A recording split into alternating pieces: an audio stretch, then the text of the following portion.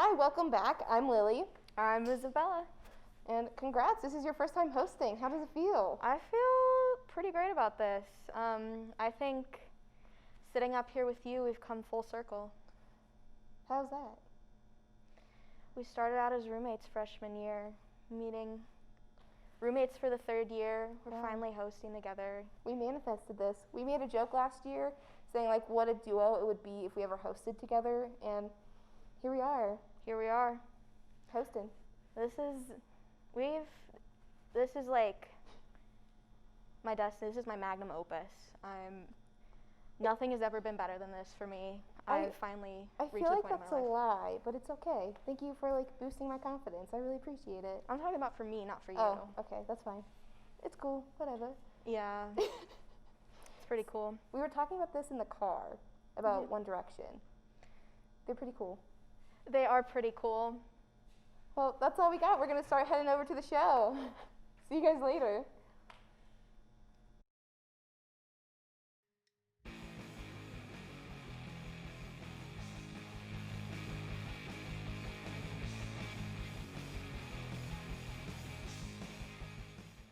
Hello and welcome to TUTV News. I'm Joseph Bame. And I'm Will. Let's take a look at some of this week's stories. Scientists at the University of Leeds have successfully gathered visual data on a protein behind the onset of type 2 diabetes. According to a 2020 study, fiber structures like amyloid fibrils are the indicator for type 2 diabetes. Professor Neil Ranson says that finding is crucial to finally understanding the disease, and hopes that these findings can lead to real progress on finding better methods of diagnosis. More than 400 people across the world have diabetes, and the majority of them have type 2, which is caused by an insulin deficiency. A better understanding of amyloid fibers could lead to better research on related diseases such as Alzheimer's, Parkinson's, and Huntington's disease. On Saturday, the Chinese government threatened sanctions against the U.S. after the Trump administration banned Chinese apps WeChat and TikTok.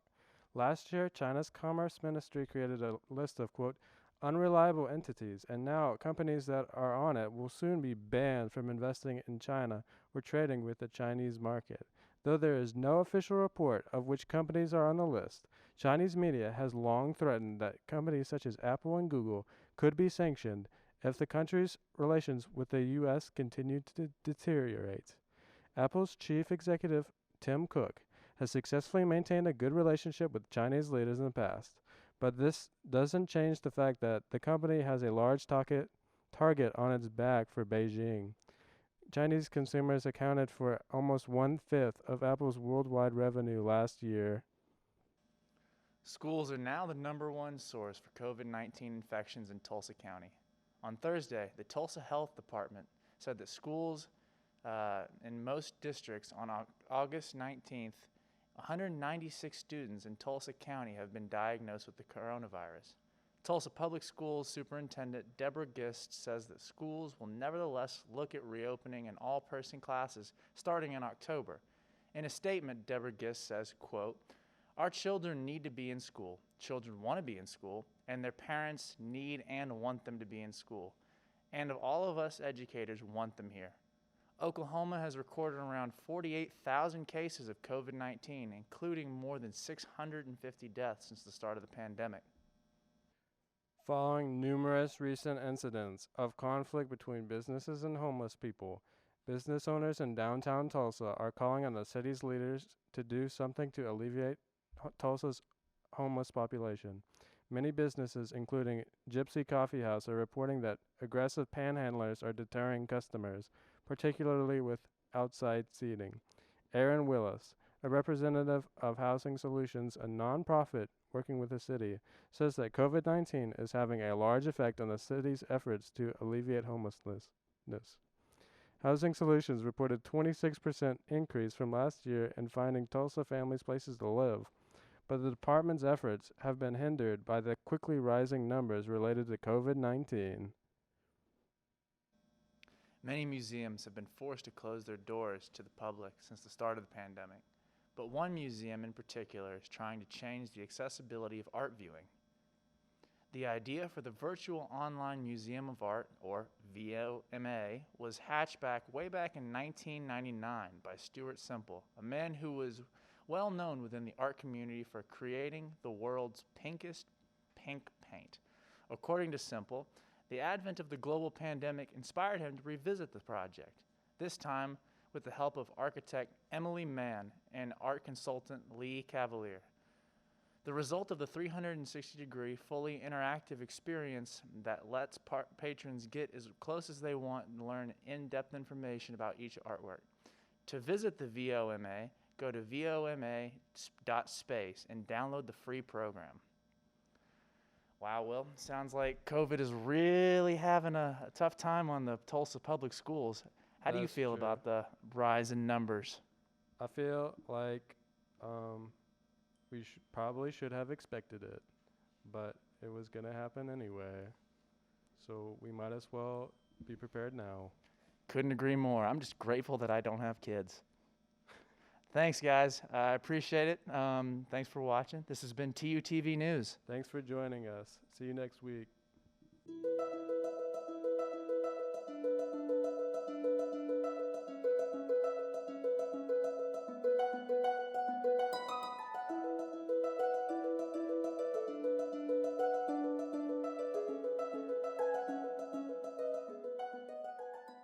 Hey, how's it going, y'all? Welcome to TUTV Interview.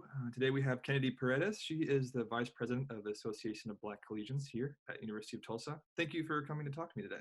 Thank you for having me. Yeah, so before we get into the interview, tell us a little bit about yourself. So, like you said, my name is Kennedy Paredes. I am a junior here at TU. Been with ABC, serving on exec since I was a freshman. It's kind of the first thing I really got involved with here. I'm also a psychology major, and it's really Awesome. So for those who don't know, tell us a bit about ABC and what are some of the things that you guys do? So, ABC is open to everyone.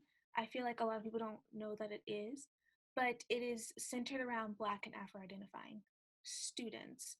So basically what we do is we have a lot of programming centered around Black and Afro-identifying students just to kind of educate on culture. So we have like our Kwanzaa event that kind of is to educate on like what Kwanzaa is, just things like that.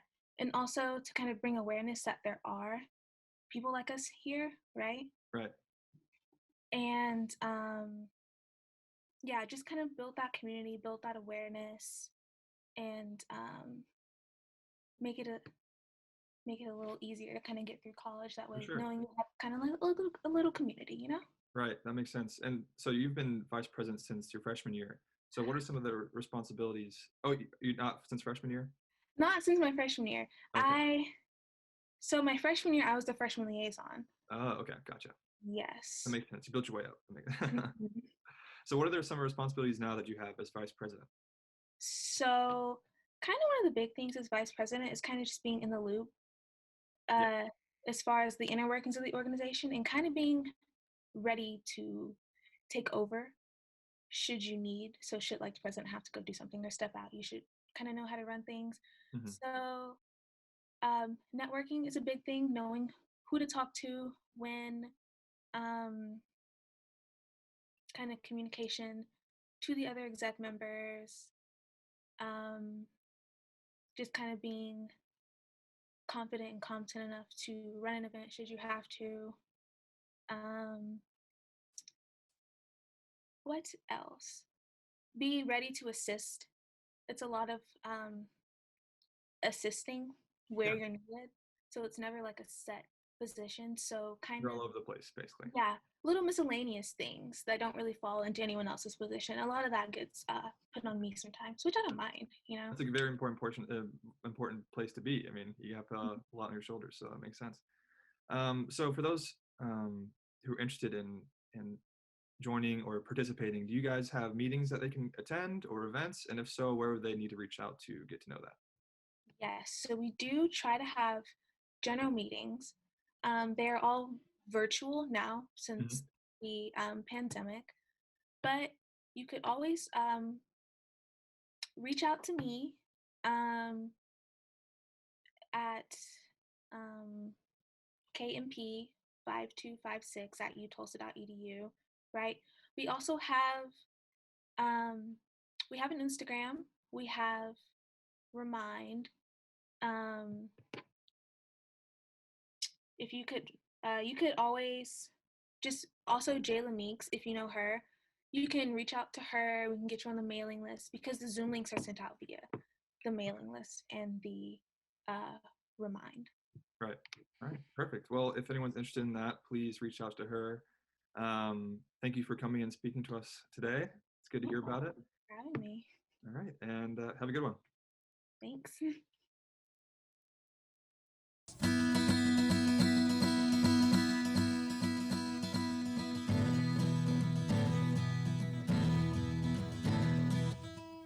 No sports.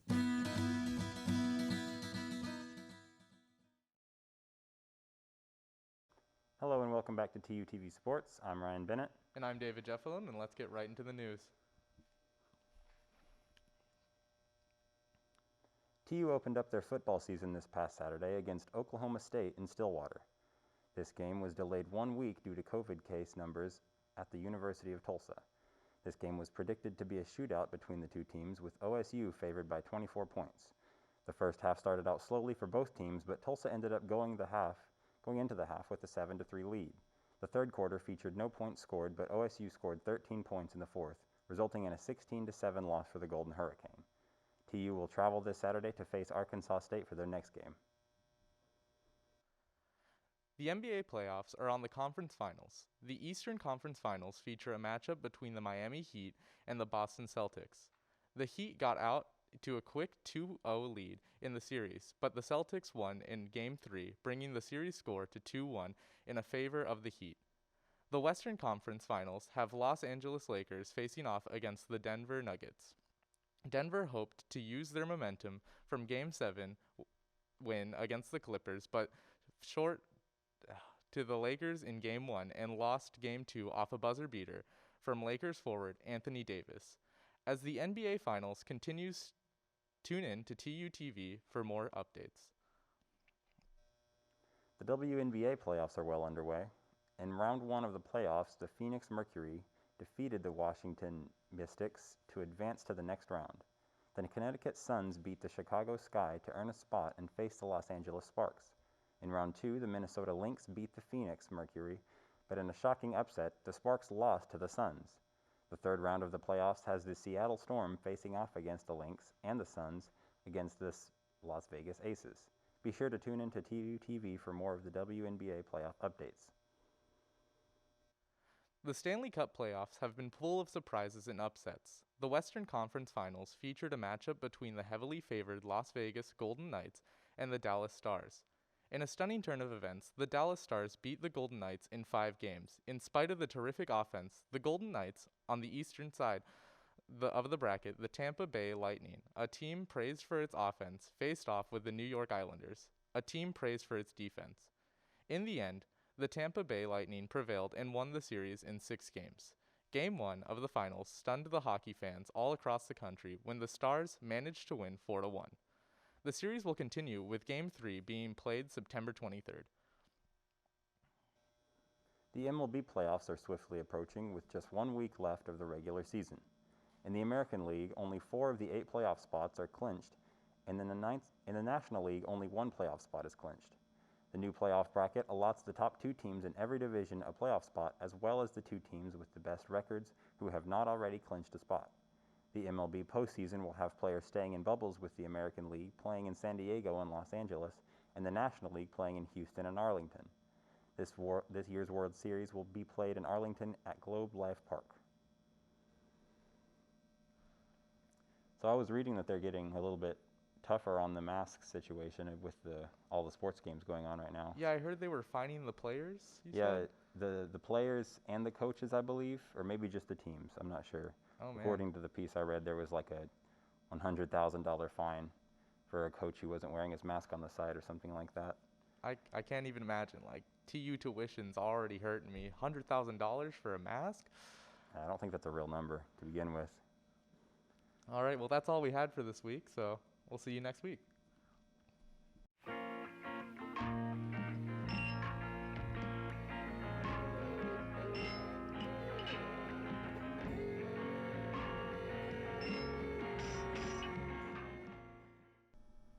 Welcome back to TUTV Entertainment. I'm Parker.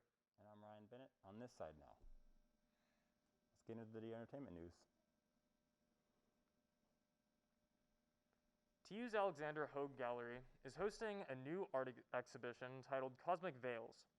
Created by Tulsa artist fellow Sarah Ahmad, Cosmic Veils is a site-specific installation inspired by the Veil Nebula and its western veil, the Veil Nebula. The Veil Nebula consists of the remains of a supernova which exploded some 8,000 years ago. The term veil refers to the nebula's draping appearance, similar to a veil. According to Ahmad's artist statement, Cosmic Veils, quote, invite us to consider that the aftermath of the massive destruction can offer something beautiful and unique, end quote. The Hogue Gallery is open only to TU students and faculty at this time. Marvel Studios has announced their plans to celebrate Indigenous History Month this November. Titled Marvel's Voices, Indigenous Voices #1, this special edition comic will be written and drawn by a team of renowned Indigenous creators. Marvel is also releasing new variant covers for a number of their comics that are inspired by Native American art. The superheroes getting these Native American tributes include Black Panther, Iron Man, Hulk, and more. The variant covers and special will be available in comic shops starting in November. The McNeil's Restaurant Group has launched a new concept titled Ghost Dragon Express. Operating out of the Bond Event Center located in downtown Tulsa, the new eatery specializes in Chinese takeout and delivery. The concept was inspired by the nostalgia of classic Chinese takeout and its pagoda-style boxes. To support this new local venture, you can place an order for pickup or get it delivered through DoorDash. You can also visit their website, ghostdragonexpress.com, for more information. Nicolas Cage gets his first television role as Joe Exotic in a scripted miniseries inspired by Netflix's Tiger King. Based on an article from Texas Monthly, this 8-episode series will focus on the Tiger King frontman, Joe Exotic, and how he became lost in a character of his own making. This is the second scripted series to come out of the hit Netflix show. Earlier in the summer, it was announced that SNL's Kate McKinnon will star as Big Cat's activist Carol Baskin in a separate Tiger King series based on a Wondery podcast. Production has not started for the Nicolas Cage series, though the show has been picked up by Amazon and will be available on streaming services. One Oak Field is hosting a screening of Harry Potter and the Sorcerer's Stone. This Friday, September 25th, the One Oak Stadium will be showcasing the beloved Wizard film on the new HD video board. Attendees can bring a blanket and lay out on the field or sit socially distanced in the stands. Masks will be required upon entrance and throughout the stadium's concourse, but can be removed while in your seat or at your place on the lawn. The concession stands will also be open throughout the movie for refreshments. Tickets are $8 and the gates will open at 6 p.m. with the film starting at 7.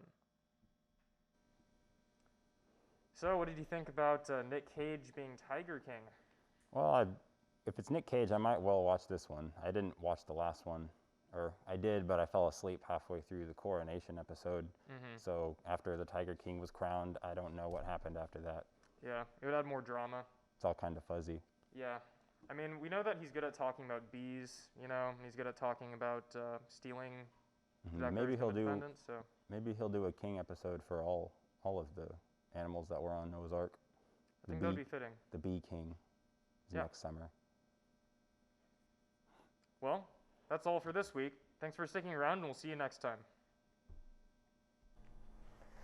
I think it's so interesting that, like, it feels so long since the, like, Tiger King era of quarantine. It just feels like it's a different lifetime.